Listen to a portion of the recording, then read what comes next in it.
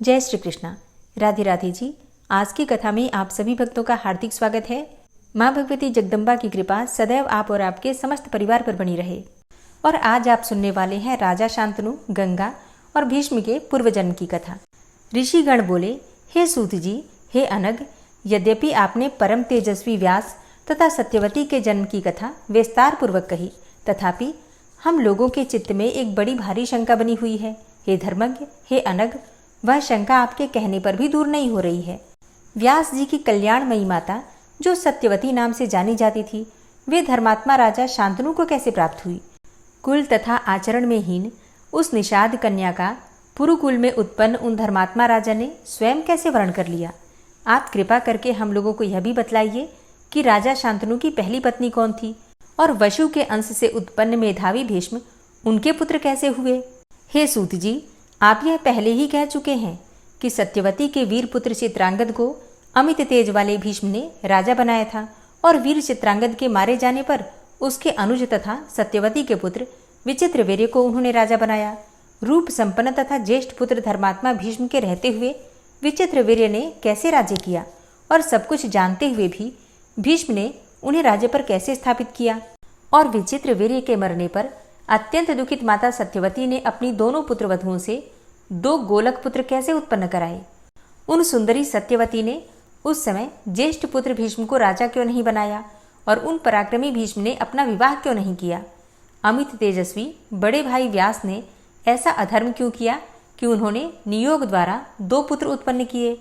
पुराणों के रचयिता व्यास मुनि ने धर्मज्ञ होते हुए भी ऐसा कार्य क्यों किया?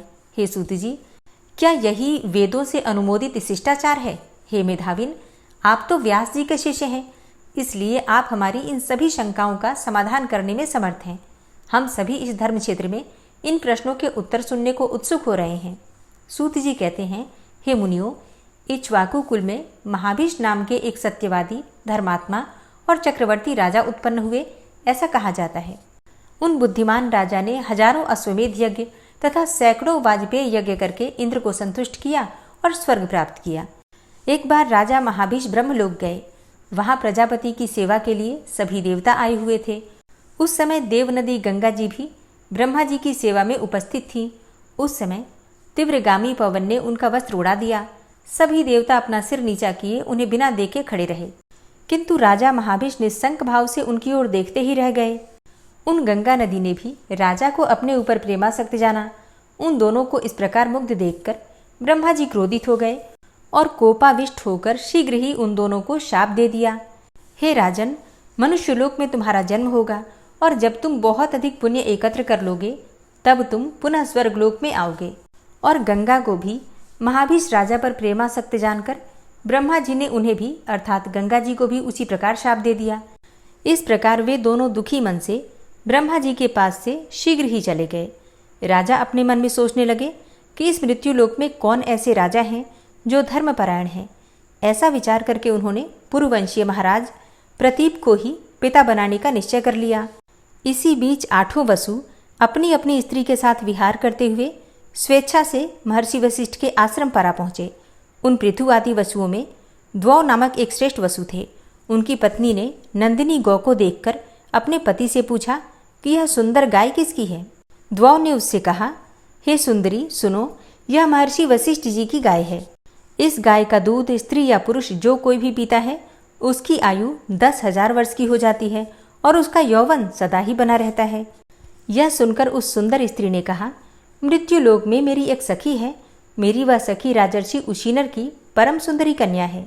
हे महाभाग, उसके लिए अत्यंत सुंदर तथा सब प्रकार की कामनाओं को पूर्ण करने वाली यह गाय बछड़े सहित अपने आश्रम में ले चलिए, और जब मेरी सखी इसका दूध पिएगी तब वह निर्जरा एवं रोग रहित होकर मनुष्यों में एकमात्र अद्वितीय बन जाएगी।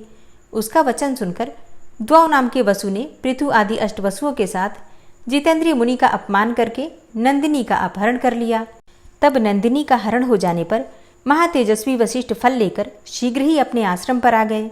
जब मुनि ने अपने आश्रम में बछड़े सहित नंदिनी गाय को नहीं देखा तब वे तेजस्वी वनों एवं गुफाओं में उसे ढूंढने लगे, और जब वह गाय नहीं मिली तब वरुण पुत्र मुनि वशिष्ठ जी ध्यान योग से उसे वसुओं के द्वारा हरी गई जानकर अत्यंत कुपित हुए। वसुओं ने मेरी अवमानना करके मेरी गौ चुरा ली है। वे सभी मानव योनि में जन्म ग्रहण करेंगे, इसमें संदेह नहीं है। इस प्रकार धर्मात्मा वशिष्ठ ने उन सभी वसुओं को शाप दे दिया। अब यह सुनकर वे सभी वसु खिन्न मनस्क और दुखित हो गए और वहां से चल दिए। हमें शाप दे दिया गया है, यह जानकर वे महर्षि वशिष्ठ के पास पहुंचे और उन्हें प्रसन्न करते हुए वे सभी वसु उनके शरणागत हो गए। तब धर्मात्मा मुनि वशिष्ठ जी ने उन सामने खड़े हुए वसुओं को देखकर कहा, तुम लोगों में से 7 वसु 1-1 वर्ष के अंतराल पर ही मनुष्य योनि से मुक्त हो जाएंगे, परंतु जिसने मेरी प्रिय सवत्सा नंदिनी का अपहरण किया है वह द्वौ नामक वसु मनुष्य शरीर में ही बहुत दिनों तक रहेगा। उन अभिशप्त वसुओं ने मार्ग में जाती हुई नदियों में उत्तम गंगा जी को देखकर उन अभिशप्त तथा चिंतातुर गंगा जी से प्रणाम पूर्वक कहा, हे देवी, अमृत पीने वाले हम देवता मानव कुक्षी से कैसे उत्पन्न होंगे, यह हमें महान चिंता है। अतः हे नदियों में श्रेष्ठ, आप ही मानुषी बनकर हम लोगों को जन्म दें। पृथ्वी पर शांतनु नामक एक राजर्षि हैं। हे अनघे, आप उन्हीं की भार्या बन जाएं। और हे सुरापगे, हमें क्रमशः जन्म लेने पर आप जल में छोड़ती जाएं। आपके ऐसा करने से हम लोग भी शाप से मुक्त हो जाएंगे, इसमें कोई संदेह नहीं है। गंगा जी ने जब उनसे तथास्तु कह दिया तब वे सब वसु अपने अपने लोक को चले गए और गंगा जी भी बार बार विचार करती हुई वहां से चली गई। उस समय राजा महाबीष ने राजा प्रतीप के पुत्र के रूप में जन्म लिया। उन्हीं का नाम शांतनु पड़ा, जो सत्य प्रतिज्ञ एवं धर्मात्मा राजर्षि हुए। महाराज प्रतीप ने परम तेजस्वी भगवान सूर्य की आराधना की। उस समय जल में से एक परम सुंदर स्त्री निकल पड़ी और वह सुमुखी आकर तुरंत ही महाराज के शाल वृक्ष के समान विशाल दाहिने जंघे पर विराजमान हो गई। गोद में बैठी हुई उस स्त्री से राजा ने पूछा, हे वरानने, तुम मुझसे पूछे बिना ही मेरे शुभ दाहिने जंघे पर क्यों बैठ गई? तब उस सुंदरी ने उनसे कहा, हे नृपश्रेष्ठ, हे कुरुश्रेष्ठ, मैं जिस कामना से आपके अंक में बैठी हूँ उस कामना वाली मुझे आप स्वीकार करें। तब उस रूप यौवन संपन्ना सुंदरी से राजा ने कहा, मैं किसी सुंदरी पर स्त्री को काम की इच्छा से नहीं स्वीकार करता। हे भामिनी, हे सुचिस्मिते, तुम मेरे दाहिने जंघे पर प्रेम पूर्वक आकर बैठ गई हो, उसे तुम पुत्रों तथा पुत्रवधुओं का स्थान समझो। अतः हे कल्याणी, मेरे मनोवांछित पुत्र के उत्पन्न होने पर तुम मेरी पुत्रवधु हो जाओ। तुम्हारे पुण्य से मुझे पुत्र हो जाएगा, इसमें संशय नहीं है। तब वह दिव्य दर्शन वाली कामिनी तथास्तु कहकर चली गई और उस स्त्री के विषय में सोचते हुए राजा प्रतीप भी अपने घर चले गए। समय बीतने पर पुत्र के युवा होने पर वन जाने की इच्छा वाले राजा ने अपने पुत्र को वह समस्त पूर्व वृतांत कह सुनाया।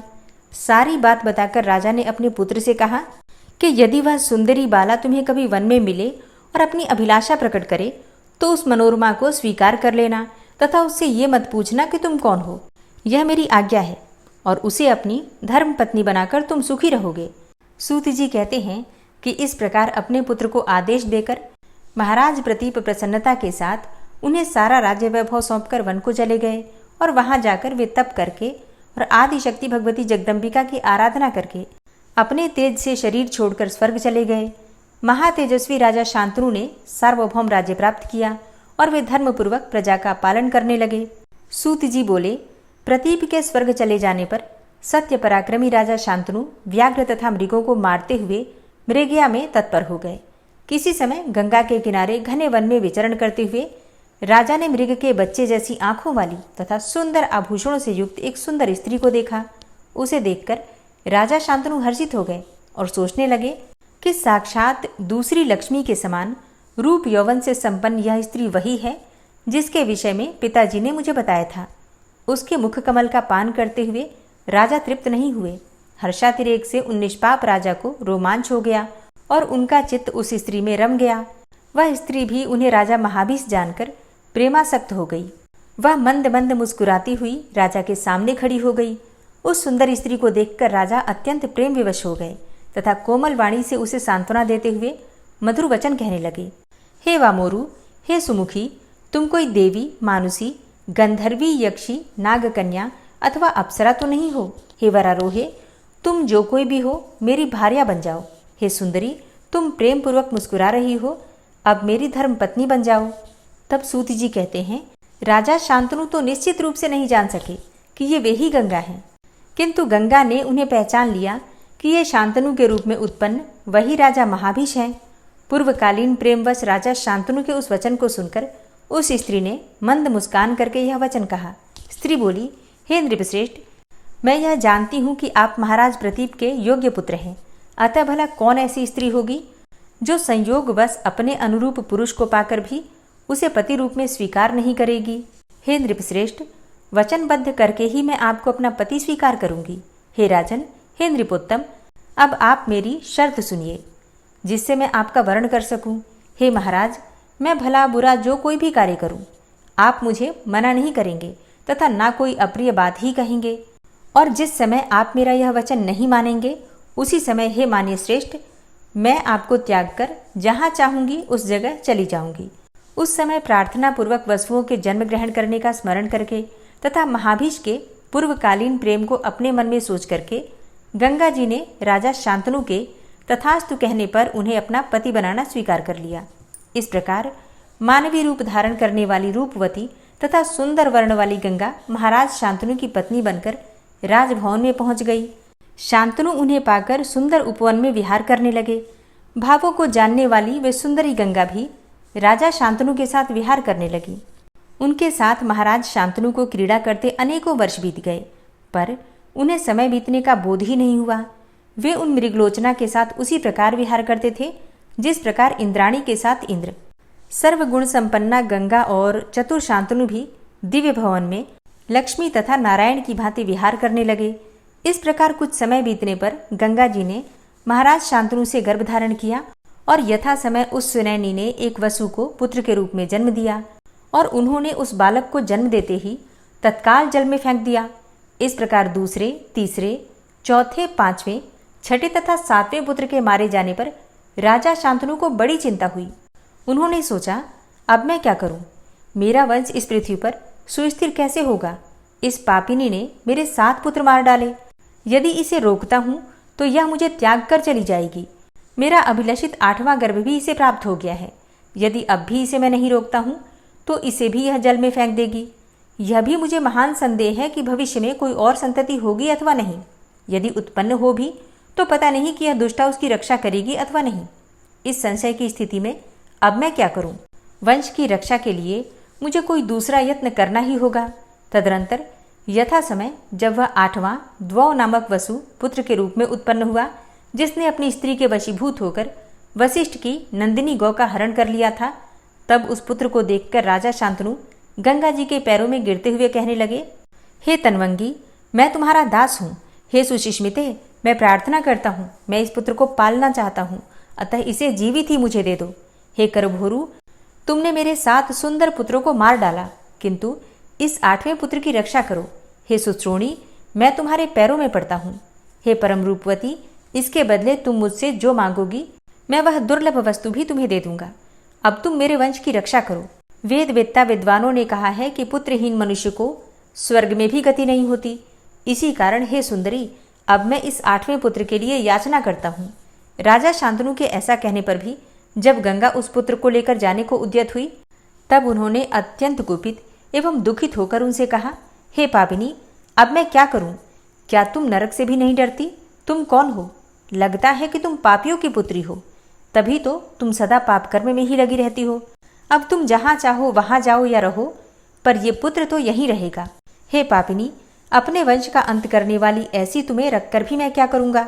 राजा के ऐसा कहने पर उस नवजात शिशु को लेकर जाती हुई गंगा ने क्रोधपूर्वक उनसे कहा, पुत्र की कामना वाली मैं भी इस पुत्र को वन में ले जाकर पालूंगी। शर्त के अनुसार अब मैं चली जाऊंगी, क्योंकि आपने अपना वचन तोड़ा है। हे राजन, मुझे आप गंगा जानिए। देवताओं का कार्य संपन्न करने के लिए ही मैं यहाँ आई थी।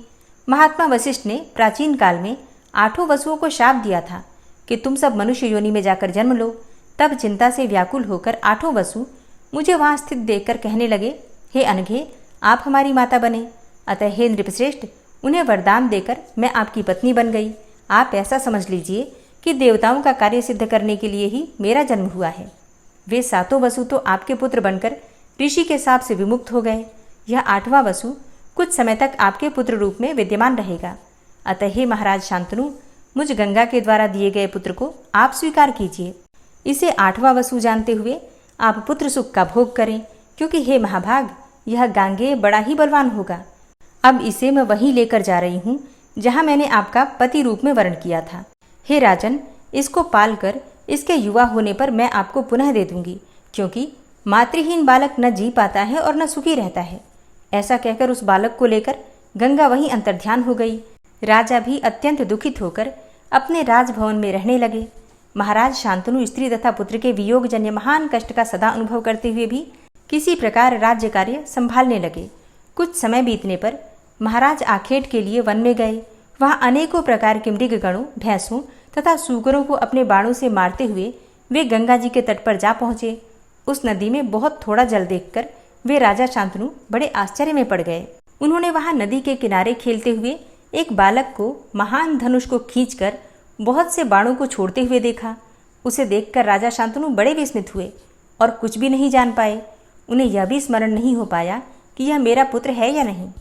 उस बालक के अमानवीय कृत्य, बाण चलाने के हस्तलाघव, असाधारण विद्या और कामदेव के समान सुंदर रूप को देखकर अत्यंत विस्मित राजा ने उससे पूछा, हे निर्दोष बालक, तुम किसके पुत्र हो? किंतु उस वीर बालक ने कोई उत्तर नहीं दिया और वह बाण चलाता हुआ अंतर्ध्यान हो गया। तब राजा शांतनु चिंतित होकर सोचने लगे कि कहीं यह मेरा पुत्र तो नहीं है। अब मैं क्या करूं और कहाँ जाऊं? जब उन्होंने वहीं खड़े होकर समाहित चित्त से गंगा जी की स्तुति की, तब गंगा जी ने प्रसन्न होकर पहले के समान एक रूपवती स्त्री के रूप में उन्हें दर्शन दिया। सर्वांग सुंदरी गंगा जी को देखकर राजा शांतनु बोले कि हे गंगे, यह बालक कौन था और कहाँ चला गया? आप मुझे उसको दिखा दीजिए। तब गंगा जी बोली कि हे राजेंद्र, यह आप ही का पुत्र है, 8वां वसु है, जिसे मैंने पाला है। इस महातपस्वी गांगेय को मैं आपको सौंपती हूँ। हे सुव्रत, यह बालक आपके इस कुल की कीर्ति को बढ़ाने वाला होगा। इसे सभी वेद शास्त्र एवं शाश्वत धनुर्वेद की शिक्षा दी गई है। आपका यह पुत्र वशिष्ठ जी के दिव्य आश्रम में रहा है और सब विद्याओं में पारंगत, कार्यकुशल एवं सदाचारी है। जिस विद्या को जमदग्नि पुत्र परशुराम जानते हैं, उसे आपका यह पुत्र जानता है। हे राजेंद्र, हे नराधिप, आप इसे ग्रहण कीजिए, जाइए और सुखपूर्वक रहिए। ऐसा कहकर तथा वह पुत्र राजा को देकर गंगा जी अंतर्ध्यान हो गई और उसे पाकर राजा शांतनु बहुत आनंदित और सुखी हुए। राजा शांतनु पुत्र का आलिंगन करके तथा उसका मस्तक सूंघकर और उसे अपने रथ पर बैठाकर अपने नगर की ओर चल पड़े। राजा ने हस्तिनापुर जाकर महान उत्सव किया और दैवज्ञ को बुलाकर शुभ मुहूर्त पूछा। राजा शांतनु ने सब प्रजाजनों तथा सभी श्रेष्ठ मंत्रियों को बुलाकर गंगा पुत्र को युवराज पद पर बैठा दिया। उस सर्वगुण संपन्न पुत्र को युवराज बनाकर वे धर्मात्मा शांतनु सुखपूर्वक रहने लगे। अब उन्हें गंगा जी की भी सुधि नहीं रही। सूत जी बोले, इस प्रकार मैंने आप सबको वसुओं के शाप का कारण, गंगा जी के प्राकट्य तथा भीष्म की उत्पत्ति का सारा वृतांत कह दिया। जो मनुष्य गंगावतरण तथा वसुओं के उद्भव की इस पवित्र कथा को सुनता है, वह सब प्रकार के पापों से मुक्त हो जाता है, इसमें संदेह नहीं है। हे मुनिश्रेष्ठों, मैंने यह पवित्र, पुण्यदायक तथा वेद सम्मत पौराणिक आख्यान जैसा व्यास जी के मुखारविंद से सुना था, वैसा आप लोगों से कह दिया। द्वैपायन व्यास जी के मुख से निःसृत यह श्रीमद् देवी भागवत महापुराण बड़ा ही पवित्र, अनेकानेक कथाओं से परिपूर्ण तथा सर्ग प्रतिसर्ग आदि 5 पुराण लक्षणों से युक्त है। हे मुनिश्रेष्ठ, सुनने वालों के समस्त पापों का नाश करने वाले, कल्याणकारी, सुखदायक तथा पुण्यप्रद इस इतिहास का मैंने आप लोगों से वर्णन कर दिया। ओम नमः चंडिकायै। आज की कथा का यहीं पर समापन करती हूँ। इसके आगे का वृतांत आप कल की कथा में सुनेंगे। आज की कथा कैसी लगी कमेंट बॉक्स में ज़रूर बताइए। और अब आप सुनेंगे श्रीदेवी दुर्गा कवच। सबसे पहले विनियोग है ओम नमः चंडिकायै। माँ दुर्गा के चंडी रूप को हमारा नमन है। यह भगवान ब्रह्मा जी के द्वारा लिखा गया चंडी कवच है, जिसमें कुल 56 छंद हैं। चामुंडा देवता, दिग्बंध देवता, जगदम्बा माता इत्यादि का ध्यान करके हम इस दुर्गा सप्तशती के पाठ का प्रारंभ कर रहे हैं। मार्कंडेय जी पितामह ब्रह्मा जी से कह रहे हैं कि हे भगवान ब्रह्मा, जो इस विश्व में गोपनीय है वह रहस्यपूर्ण है तथा जो सभी की रक्षा करता है और हमें अधर्म से बचाता है, साथ ही जिसे आपने अभी तक किसी को दिखाया भी नहीं है, ऐसा कोई साधन या उपाय मुझे बताइए। मार्कंडेय जी के इस प्रश्न पर भगवान ब्रह्मा कहते हैं कि उस साधन का नाम तो देवी कवच ही है, जो इस विश्व में अत्यधिक गोपनीय है। वह देवी कवच सभी का कल्याण करने वाला, पवित्रता और पुण्य देने वाला है।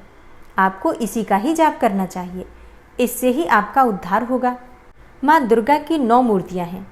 माँ दुर्गा का प्रथम स्वरूप है माँ शैलपुत्री, दूसरा स्वरूप है माँ ब्रह्मचारिणी, माँ दुर्गा का तीसरा स्वरूप है माँ चंद्रघंटा और चौथा स्वरूप है माँ कुष्मांडा। उनका 5वां रूप स्कंद माता का है और छठा रूप माँ कात्यायनी है। 7वां स्वरूप है माँ कालरात्रि का और 8वां स्वरूप माँ महागौरी के नाम से प्रसिद्ध है। माँ दुर्गा का 9वां रूप है माँ सिद्धिदात्री। यही नव दुर्गा के रूप हैं जिसे भगवान ब्रह्मा के द्वारा वेदों के माध्यम से बताया गया है। जो मनुष्य अग्नि में जल रहा हो, सभी ओर से शत्रुओं से घिर गया हो, विपरीत परिस्थितियों का सामना कर रहा हो और उस समय यदि वह माँ दुर्गा की शरण में जाता है तो उसका कभी भी बुरा नहीं हो सकता है।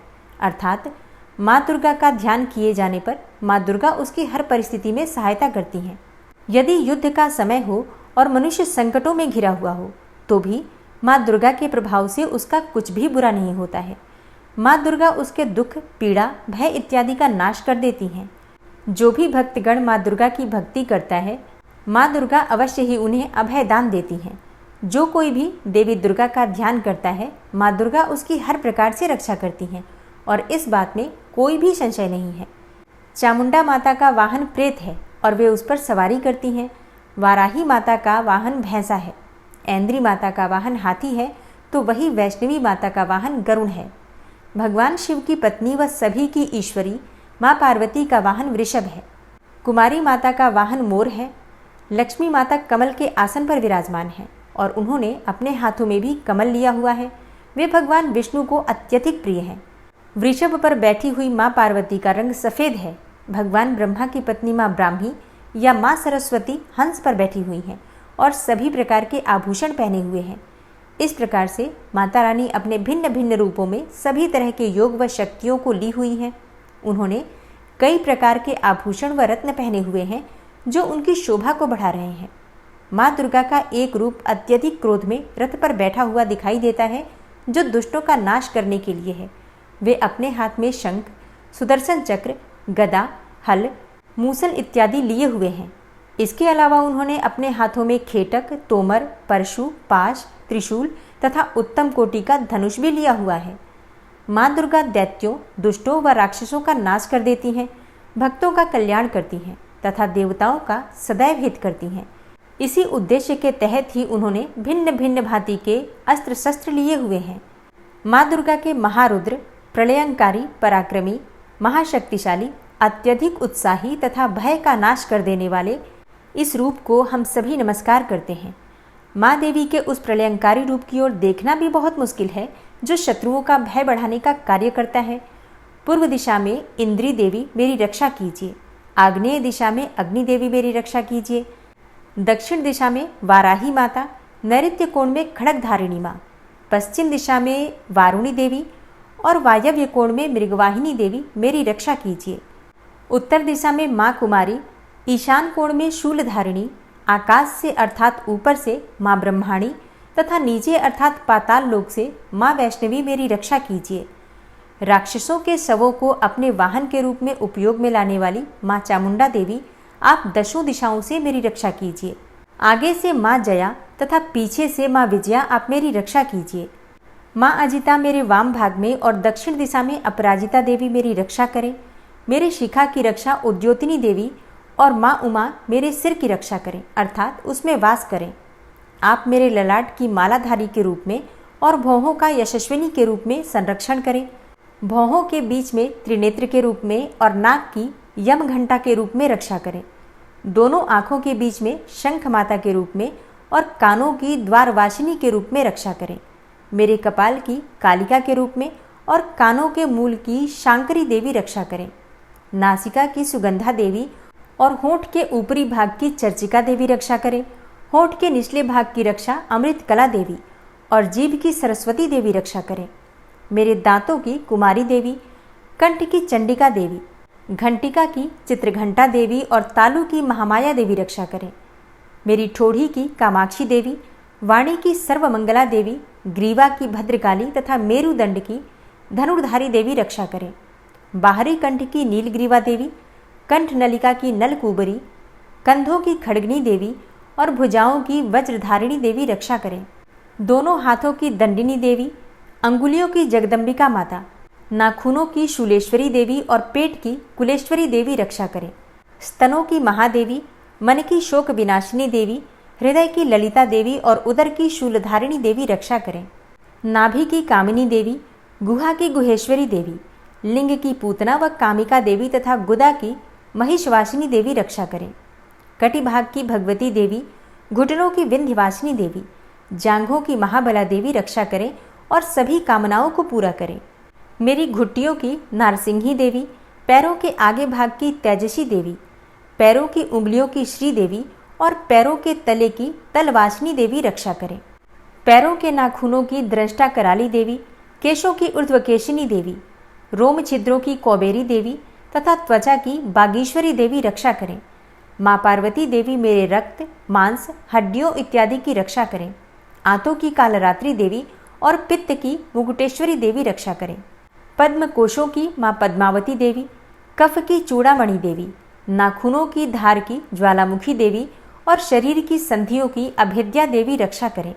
मेरे वीर्य की रक्षा माँ ब्रह्माणी देवी, छाया की छत्रेश्वरी देवी तथा धर्मधारिणी देवी मेरे अहंकार व मन और बुद्धि की रक्षा करें। हे माँ दुर्गा, आप मेरे प्राणों, व्यान, उदान की समान रूप से रक्षा करें। वज्रहस्ता देवी मेरे प्राणों की रक्षा करें और मेरा कल्याण करें। आप मेरी सभी इंद्रियों, रस, रूप, गंध, शब्द व स्पर्श में बसती हैं। हे नारायणी देवी, आप मेरे सत्वगुण, रजगुण व तमोगुण की रक्षा करें। मेरे आयु की वाराही देवी, वैष्णवी देवी धर्म की, यश व कीर्ति की लक्ष्मी देवी तथा धन व विद्या की चक्रिणी देवी रक्षा करें। इंद्रा देवी मेरे गोत्र की, चंडी देवी मेरे पशुओं की, महालक्ष्मी देवी मेरे पुत्रों की और भैरवी देवी मेरी पत्नी की रक्षा करें। मेरे पथ की सुपथा देवी और उस मार्ग की क्षेमकरी देवी, राजा के दरबार में महालक्ष्मी देवी तथा सभी जगह निवास करने वाली विजया देवी मेरे भय की रक्षा करें। हे माँ दुर्गा, जो भी स्थान या अंग इस देवी कवच में रह गया है और वह अभी भी रक्षा करने योग्य है, तो आप उसकी भी रक्षा कीजिए। आप मेरे पापों का नाश करके मेरा उद्धार कीजिए। माँ दुर्गा की आज्ञा के बिना कोई भी व्यक्ति इस विश्व में एक कदम भी आगे नहीं बढ़ सकता है। हम यदि कहीं भी जा रहे हैं तो हमें अवश्य ही इस देवी कवच का पाठ करना चाहिए और उसके बाद ही प्रस्थान करना चाहिए। इस दुर्गा रक्षा कवच के पाठ से हमें हर जगह लाभ व सफलता मिलती है और हमारे सभी काम बन जाते हैं। हम जब भी माँ दुर्गा का ध्यान करते हैं, वैसे ही हमारे सभी काम बनते चले जाते हैं। उस व्यक्ति को इस पृथ्वी पर बिना किसी तुलना के परम यश और वैभव प्राप्त होता है। जो भी भक्तगण इस देवी रक्षा कवच का पाठ करता है, उसका भय समाप्त हो जाता है, युद्ध में उसकी विजय होती है तथा वह तीनों लोकों में पूजनीय हो जाता है। देवी माता का यह रक्षा कवच देवताओं तक के लिए बहुत दुर्लभ है। जो व्यक्ति इस देवी कवच का तीनों समय श्रद्धा भाव के साथ पाठ करता है, उसे देवी माता की कृपा से तीनों लोकों में विजय मिलती है। वह अकाल मृत्यु के भय से दूर होता है तथा 100 वर्षों से भी अधिक समय तक जीवित रहता है। इस दुर्गा कवच के पाठ से व्यक्ति के शरीर में होने वाले हर तरह के रोग समाप्त हो जाते हैं। उसके शरीर में बनने वाला विष भी समाप्त हो जाता है तथा कोई रोग उसका कुछ भी बिगाड़ नहीं सकता है। जो भी मनुष्य इस दुर्गा रक्षा कवच को अपने हृदय में धारण कर लेता है, उस पर इस पृथ्वी पर होने वाले सभी तरह के अभिचारण मंत्र, तंत्र का प्रभाव समाप्त हो जाता है। सभी तरह की डाकिनी, शाकिनी, अंतरिक्ष में रहने वाले अति शक्तिशाली व भयंकर डाकिन, भूत, पिशाच, यक्ष, गंधर्व, राक्षस, ब्रह्म राक्षस, वेताल, कुष्मांडा, भैरव इत्यादि सभी तरह की नकारात्मक शक्तियों के प्रभाव इस दुर्गा कवच के माध्यम से समाप्त हो जाते हैं। इस रक्षा कवच का पाठ करने वाला व्यक्ति राजा से सम्मान प्राप्त करता है और उसकी सुख संपत्ति में वृद्धि होती है। जो भी व्यक्ति इस देवी कवच का पाठ करता है, उसका हर जगह यश बढ़ता ही जाता है और जो भी इस कवच का 7 बार जाप करता है, उसका वंश इस पृथ्वी के अंत तक रहता है। इसके पश्चात जब उसकी मृत्यु हो जाती है, तब वह माँ दुर्गा के आशीर्वाद से परम स्थान को प्राप्त करता है, जो देवताओं को भी अत्यंत दुर्लभ है। उसे महामाया का प्रसाद मिलता है और उसकी मुक्ति हो जाती है। वह माँ दुर्गा के आशीर्वाद से सुंदर रूप को धारण करता है और भगवान शिव के समान आनंद प्राप्त करता है। श्री देवी दुर्गा कवच संपूर्ण हुआ।